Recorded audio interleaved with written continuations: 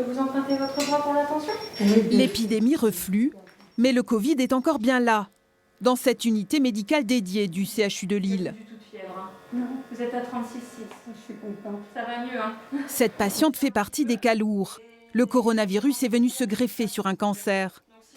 Une comorbidité qui concerne aujourd'hui la majorité des patients soignés ici.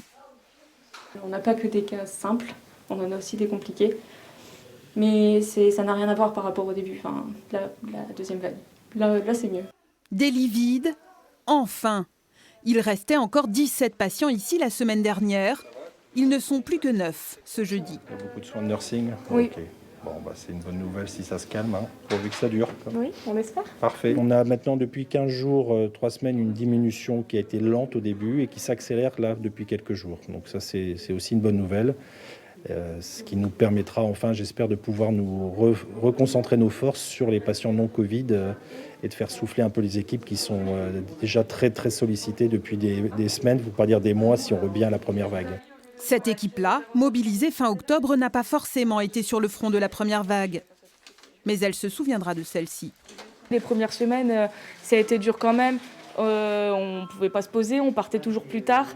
Donc avec un service plein, c'est totalement différent, clairement. 3 étages plus bas, dans cette unité de soins intensifs respiratoires, les 8 lits sont encore tous occupés. La prise en charge y est moins lourde qu'en réanimation, avec de meilleures chances pour les patients. Au CHU de Lille, même au plus fort de l'épidémie, les médecins n'ont jamais dû choisir qui soigner ou pas. Alors, on n'a pas eu heureusement ce choix difficile, même impossible pour un médecin, de devoir refuser à un patient des soins. Ça, non, clairement, la réponse est non. Heureusement que toute la population a fait l'effort de nous permettre de stopper la pandémie à un moment où on aurait eu ce choix-là. Désormais, les soignants voudraient souffler et reprendre la prise en charge des autres pathologies assurées à 75% seulement. Cela supposera d'éviter à tout prix une 3e vague.